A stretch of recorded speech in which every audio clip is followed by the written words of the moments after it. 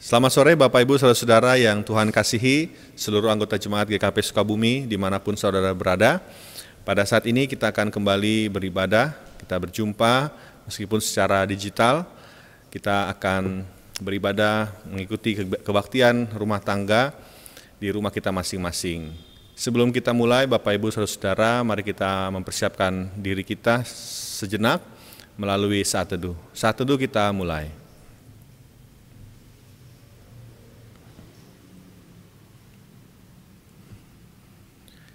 Saat teduh selesai. Saudara-saudara, marilah kita senantiasa bersyukur kepada Tuhan, sebab apa yang kita rasakan saat ini adalah juga anugerah Tuhan. Dia yang memberi waktu dan tempat bagi kita, dan Dia juga yang memberikan kesehatan serta kekuatan kepada kita sehingga kita boleh beribadah bersama-sama dan berkumpul dalam rasa persaudaraan. Kiranya damai sejahtera Allah menyertai persekutuan kita ini dengan kasih dan sukacita. Mari kita memuji dan memuliakan nama Tuhan. Kita nyanyikan Kidung Jemaat 4, bait 1 dan bait yang kedua, Hai Mari Sembah.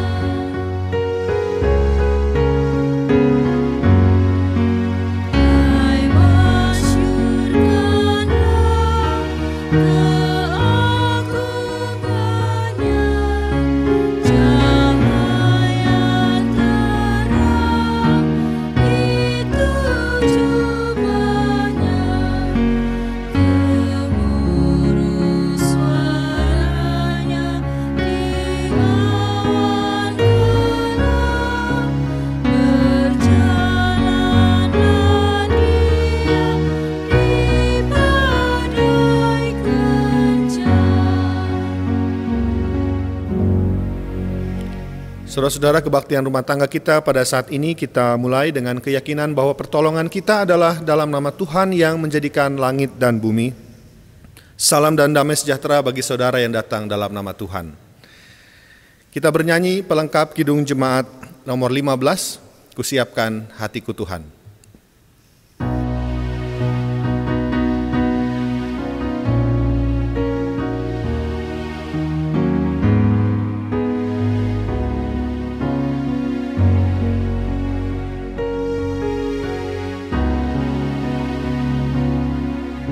Siapkan hatiku Tuhan menyambut firman-Mu saat ini. Aku sujud menyembah Engkau dalam hadirat-Mu saat ini.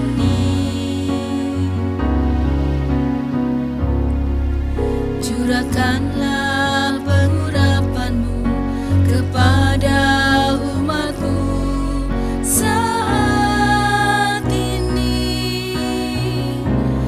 Ku siapkan hatiku Tuhan mendengar firman-Mu.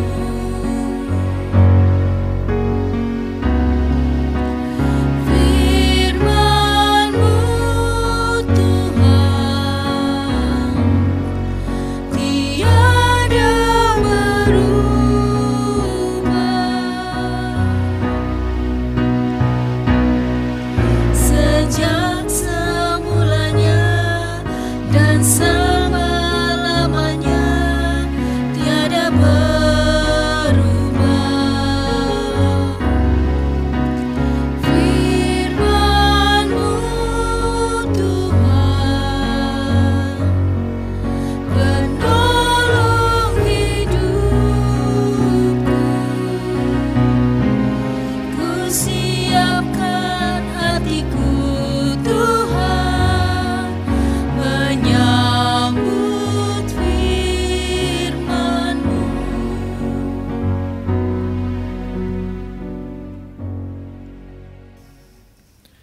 Bapak, Ibu, Saudara-saudara, kita akan merenungkan firman Tuhan.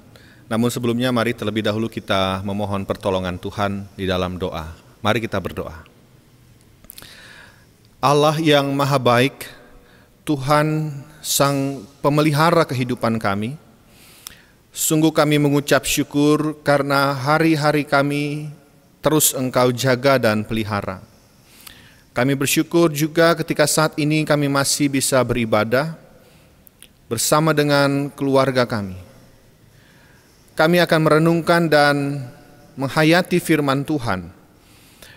Kiranya Tuhan mau menolong kami supaya pembacaan Alkitab kami dan perenungan kami ini dapat menghasilkan sesuatu yang baik. Kami bisa menarik pesan yang baik untuk kehidupan kami sehari-hari. Biarlah Roh-Mu yang kudus menuntun kami. Di dalam nama Yesus Kristus kami berdoa. Amin. Bapak, Ibu, Saudara-saudara, pada kebaktian kita sore hari ini, kita akan merenungkan firman Tuhan. Tema kita yaitu dikuduskan, lalu apa?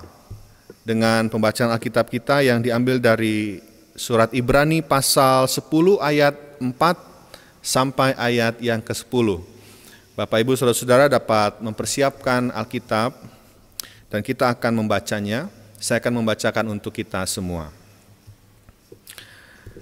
Ibrani pasal 10 ayat 4 sampai ayat 10.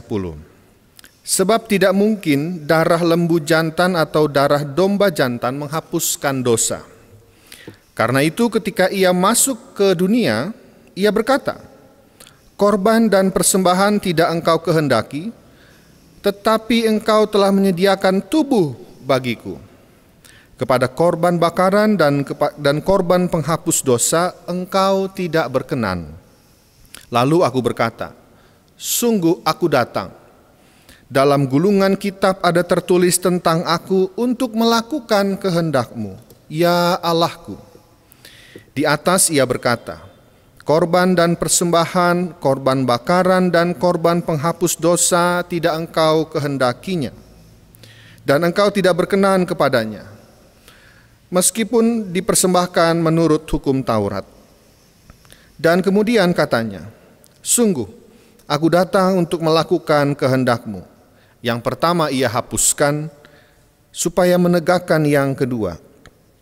Dan karena kehendaknya inilah kita telah dikuduskan satu kali untuk selama-lamanya oleh persembahan tubuh Yesus Kristus. Demikianlah pembacaan Alkitab kita pada sore hari ini. Berbahagialah kita yang mendengar firman Tuhan dan menghidupinya dalam kehidupan kita sehari-hari. Terpujilah nama Tuhan. Bapak, Ibu, Saudara-saudara, jemaat Tuhan yang saya kasihi dan dikasihi Tuhan, hari ini kita beribadah kembali bersama dengan keluarga kita di rumah kita masing-masing.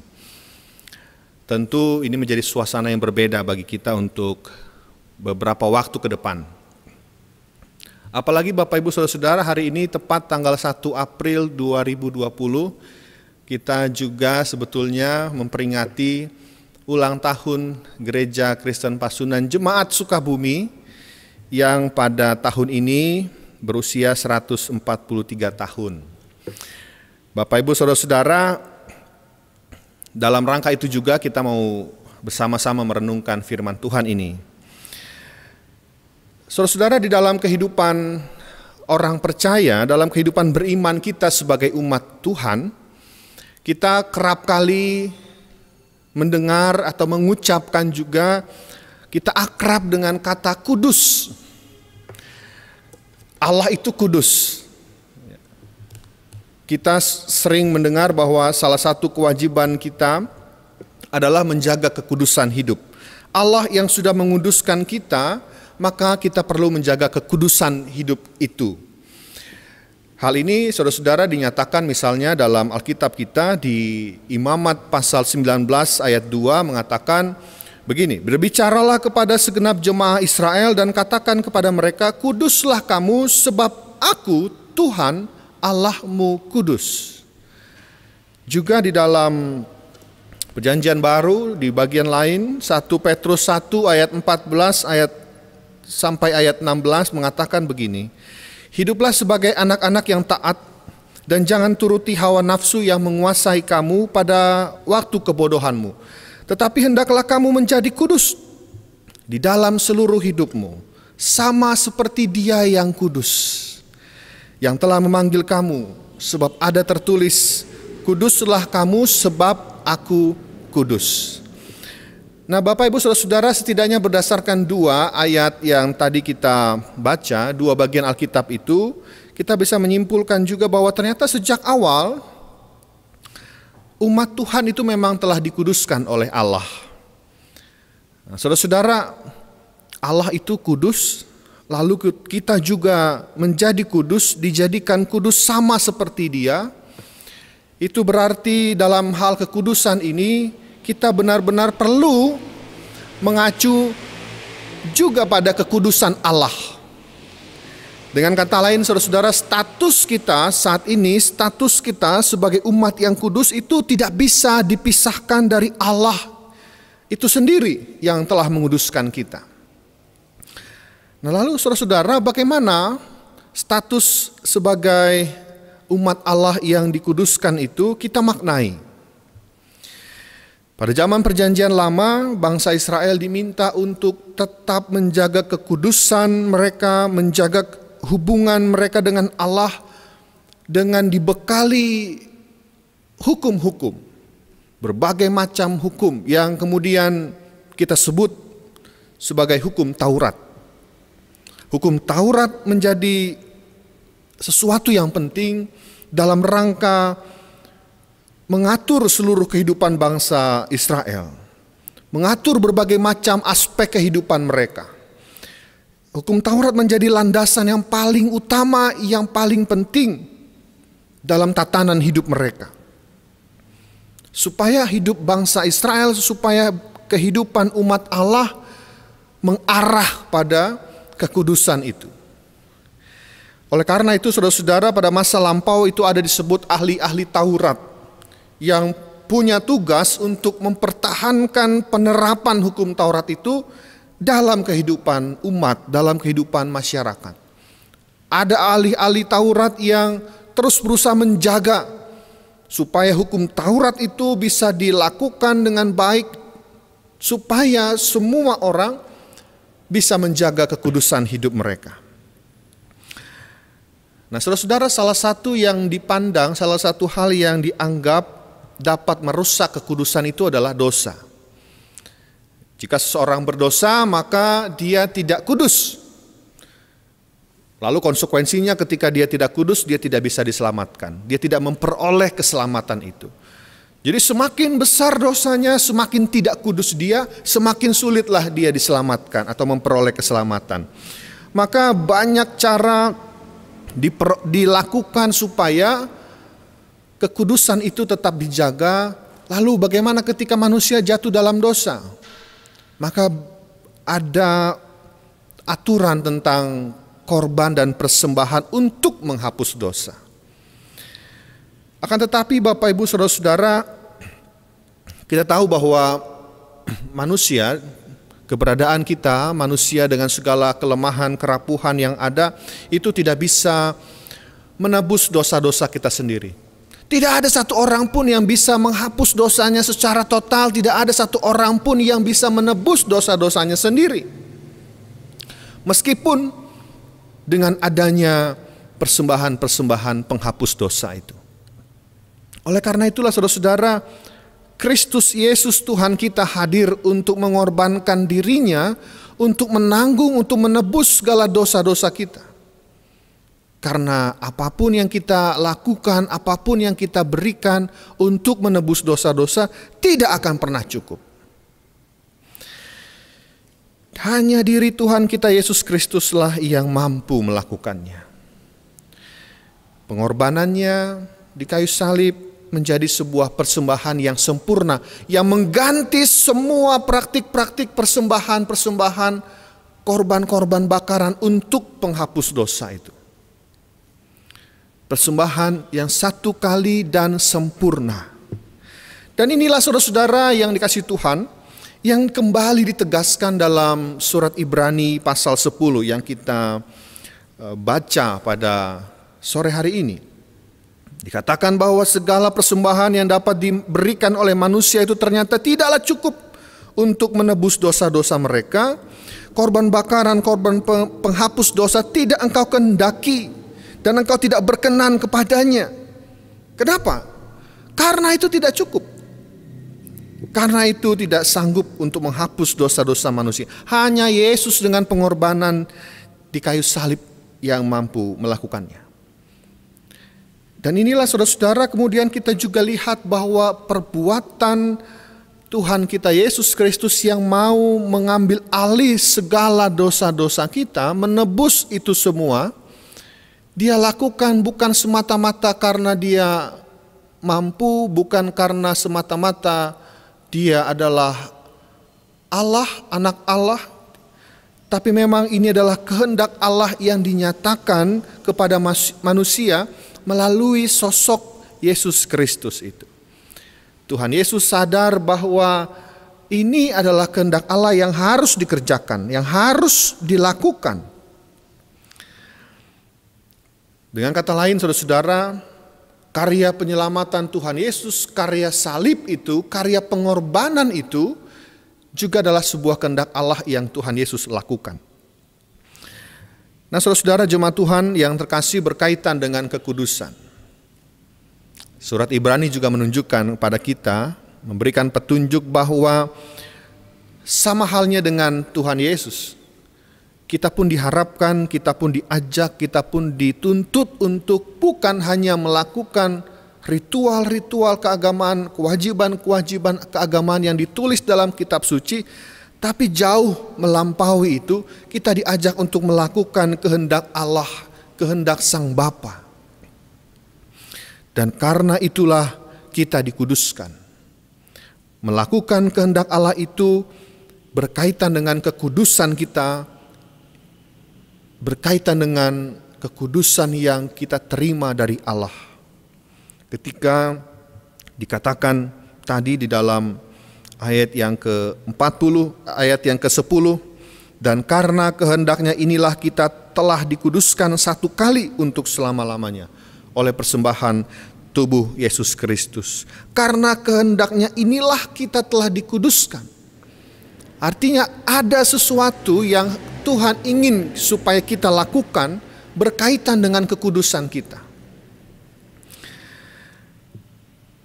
Maka saudara-saudara, kita tidak lagi menjadi orang percaya yang sekadar beribadah karena rutinitas, bukan menjadi orang yang percaya dan beribadah karena ritual-ritual keagamaan mengatur demikian, tapi kita terus berupaya, kita menjadi umat Allah yang terus berupaya melakukan kehendak Allah itu.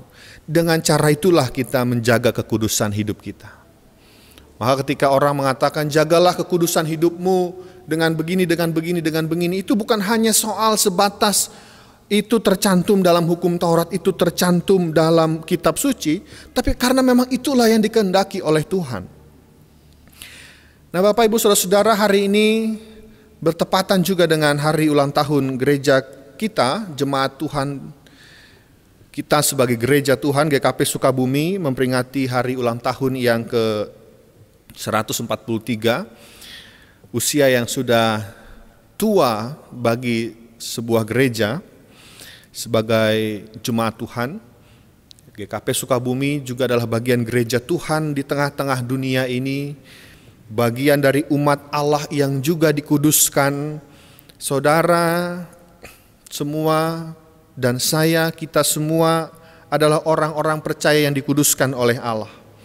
Maka saudara-saudara, di usia ke-143 ini, Gereja Kristen Pasundan Sukabumi yang mau menjadi pertanyaan atau perenungan kita, yang menjadi pertanyaan reflektif bagi kita saat ini adalah bagaimana kita mengimplementasikan keberadaan gereja kita sebagai gereja yang kudus itu. Bagaimana kita bisa mengejawantahkan status kita sebagai umat yang kudus itu. Apa yang bisa kita lakukan? Ini bukan bicara soal institusi, bukan bicara soal lembaga gereja. Ini bicara soal persekutuan kita. Ini bukan bicara soal gedung gereja kita, tapi bicara dalam konteks orang-orang di dalamnya. Karena gereja adalah bukan gedungnya, tapi orang-orang di dalamnya. Bagaimana kita menjadi gereja yang dikuduskan di zaman sekarang ini, Bapak Ibu Saudara-saudara? Kalau kita perhatikan zaman kehidupan kita, hidup kita ini dari waktu ke waktu terus berubah dengan cepat. Kita hidup di zaman yang terus berubah. Bagaimana kita menghadapi situasi ini secara nyata dan konkret, bukan berbicara hanya dalam tatanan ide dan pikiran, tapi bagaimana kita menghadapi kehidupan zaman yang terus berubah sebagai umat yang dikuduskan Allah secara nyata dan konkret. Apa yang Tuhan ingin supaya kita lakukan sebagai gereja, sebagai jemaat Tuhan yang telah berusia 143 tahun. Apakah kita mau seperti ini saja? Apa kita mau terbuai dengan masa lalu tanpa memikirkan masa kini dan masa depan? Ada banyak saudara-saudara isu-isu yang perlu menjadi perhatian kita sebagai gereja.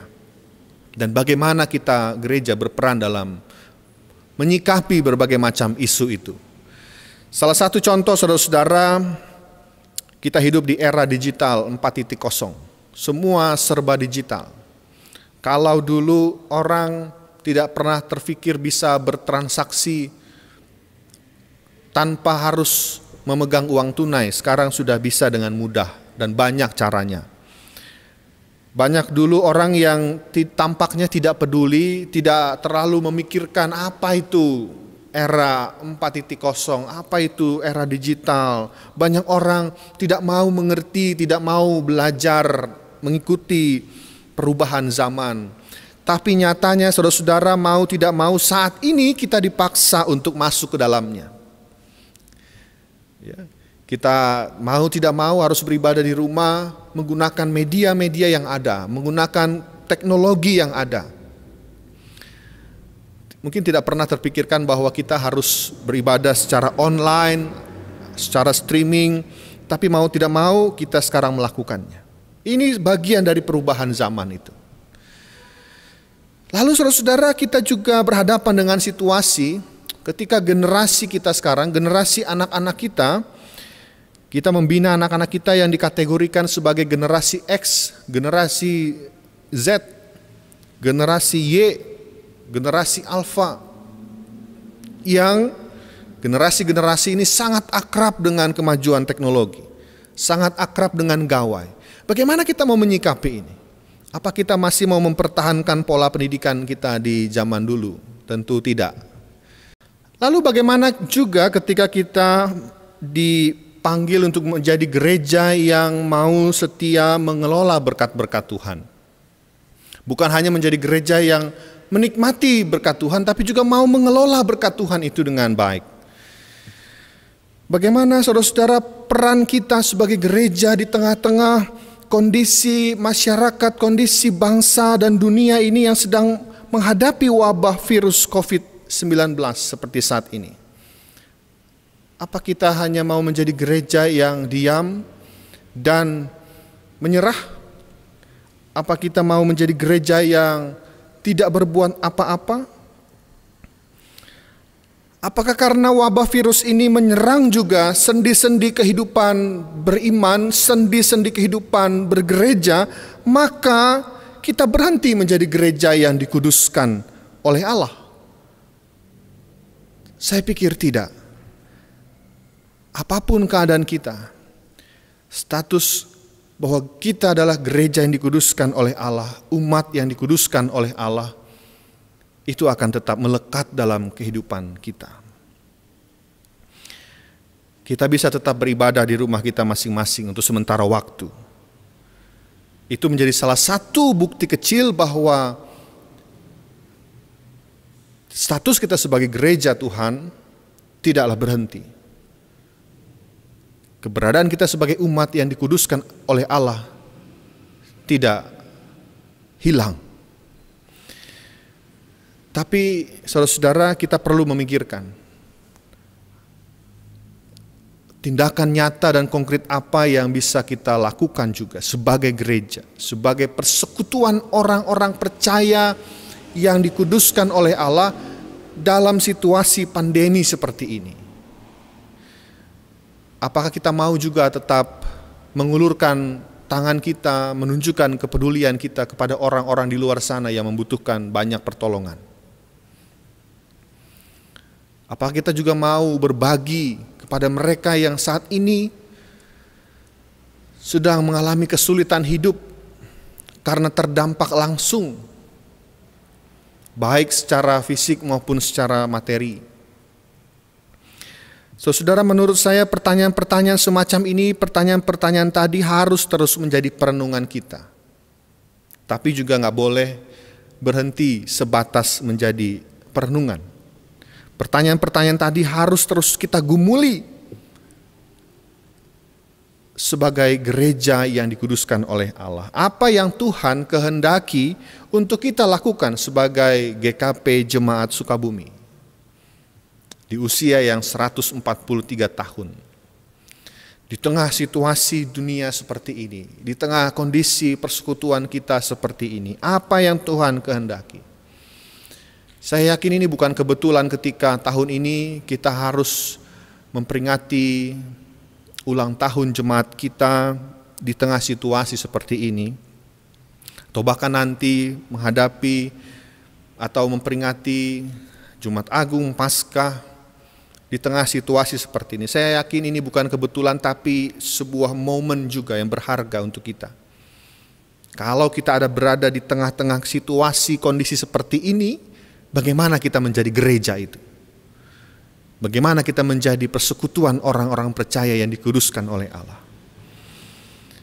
Mari saudara-saudara, momen ulang tahun GKP Sukabumi ini kita jadikan sebuah momen perenungan yang mendalam tentang jati diri kita, identitas kita, kehadiran kita sebagai gereja Tuhan. Kita mau apa setelah kita dikuduskan oleh Allah? Kita mau melakukan kehendak-Nya atau kita mau hidup sesuka hati kita? Biarlah Tuhan terus menolong kita sebagai umat yang percaya, sebagai gereja, sebagai jemaat Tuhan. Semoga saudara-saudara juga bisa terus dalam keadaan baik sampai nanti kita bisa berjumpa kembali, bertatap muka di gedung gereja yang kita cintai ini, untuk bisa melanjutkan kehidupan persekutuan kita. Tapi saat ini mari kita renungkan bagaimana kita mau bersikap sebagai orang yang dikuduskan oleh Allah. Kiranya Tuhan menolong dan memberkati kita. Amin. Saudara-saudara, mari kita berdoa. Sekaligus kita menaikkan doa syafaat kita, yang nanti akan kita akhiri juga dengan doa Bapa kami. Mari kita berdoa. Ya Allah, Tuhan Sang Pemilik gereja, Sang Kepala gereja, Sang Pemilik kehidupan, sungguh kami bersyukur kepadamu ya Tuhan, atas cinta kasih, karunia dan rahmat Tuhan kami boleh menjadi umat Allah yang dikuduskan. Kami boleh menjadi gereja yang dikuduskan. Dan pada saat ini kami kembali merenungkan. Kami diingatkan oleh firman Tuhan untuk tetap menjadi gereja yang menjaga kekudusan itu, dengan terus mau berupaya melakukan kehendak Tuhan, mencari kehendak Tuhan di tengah berbagai macam situasi dan kondisi yang harus kami hadapi. Di tengah situasi seperti ini, kami diajak untuk merenungkan bagaimana kami bisa menjadi gereja. Bagaimana kami bisa tetap menjadi persekutuan orang-orang percaya yang dikuduskan oleh Allah. Kiranya kami mampu merenungkan firman Tuhan ini dan menjawabnya melalui tindakan-tindakan nyata kami yang berkenan di hadapan Tuhan, yang seturut dengan kehendak Tuhan. Ya Bapa, pada saat ini kami juga mau menaikkan doa syafaat kami. Kami mau berdoa bagi setiap keluarga-keluarga yang ada di lingkup GKP Jemaat Sukabumi yang saat ini beribadah di rumah masing-masing.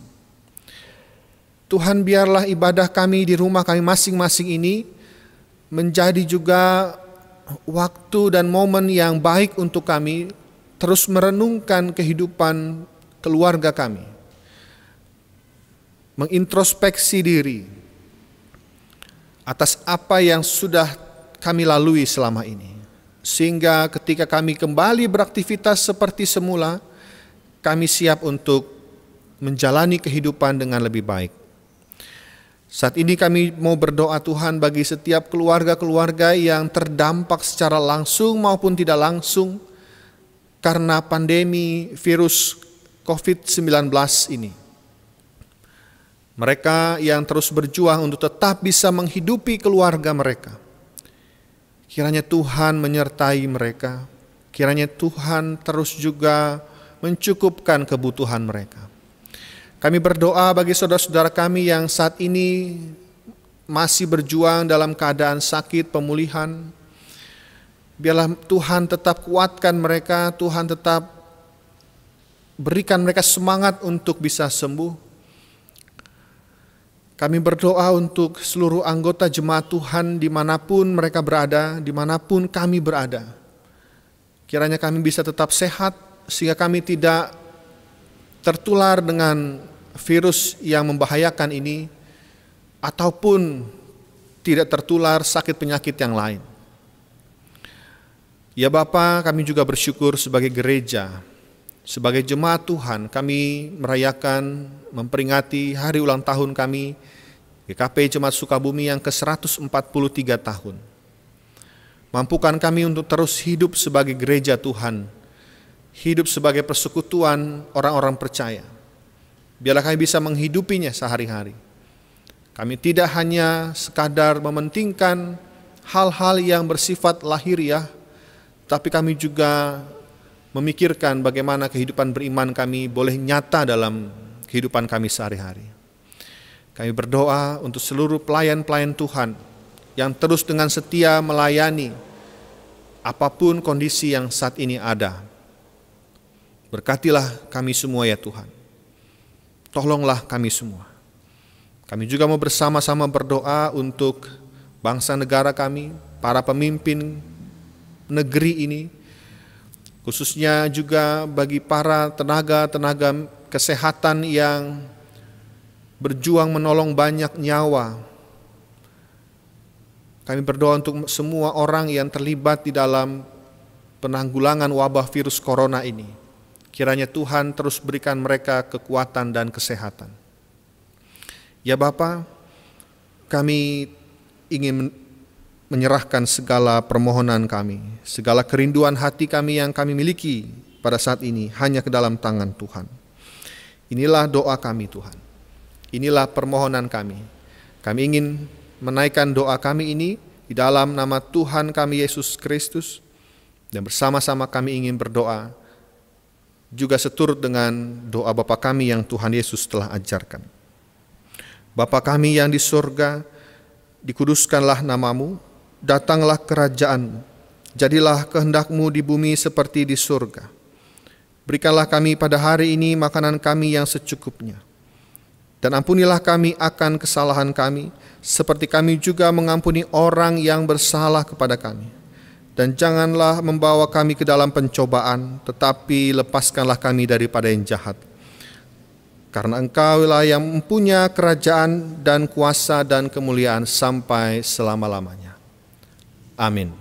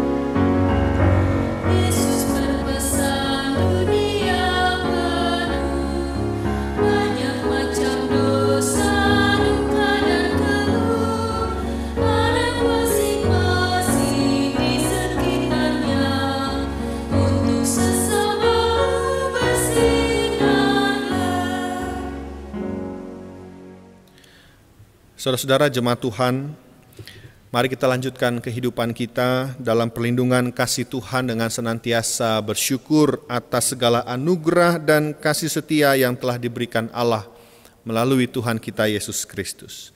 Jalanilah hidup saudara dalam iman dan pengharapan kepada Tuhan senantiasa. Kini terimalah berkat Tuhan. Tuhan ada di hadapanmu untuk menunjukkan jalan yang lurus. Tuhan ada di sisimu untuk melindungimu. Tuhan ada di dalammu untuk menghiburmu. Tuhan ada di atasmu untuk memberkati kata dan perbuatanmu. Amin.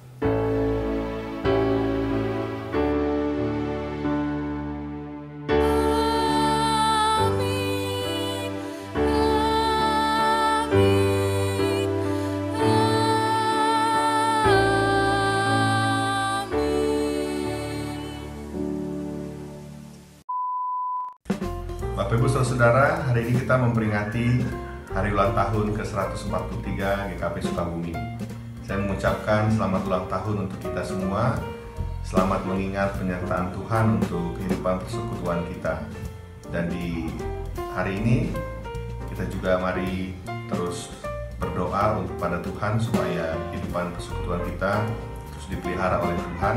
Dan kita juga sebagai seluruh anggota jemaat, seluruh bagian dari GKP Sukabumi tetap memiliki semangat untuk melayani Tuhan dengan cinta kasih dan untuk kemuliaan nama Tuhan.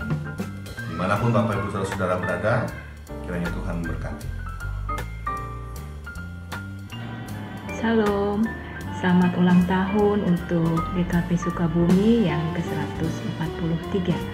Kiranya Tuhan senantiasa memberkati seluruh pelayanan yang dilakukan oleh pendeta jemaat, majelis jemaat, dan juga pengawas perbendaharaan jemaat, bahkan seluruh anggota jemaat di GKP Sukabumi. Pelayanan boleh semakin bertumbuh dan menjadi berkat bagi banyak orang. Tetap kuat, tetap sabar dalam menghadapi tantangan yang ada pada saat ini, dan biarlah kita tetap diberikan kesehatian untuk dapat menjalani tantangan-tantangan yang ada yang kita hadapi saat ini. Tuhan menguatkan dan memberkati seluruh anggota jemaat Sukabumi. Amin. Halo Bapak Ibu dan Saudara yang dikasihi Tuhan, saya Pendeta Gumilar Kristianto, Pendeta Adi. Saya mau mengucapkan selamat ulang tahun untuk kita semua, warga jemaat GKP Sukabumi. Ulang tahun yang ke-143.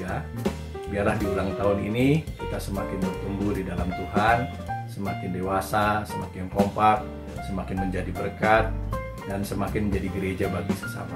Tuhan Yesus memberkati dan memampukan kita.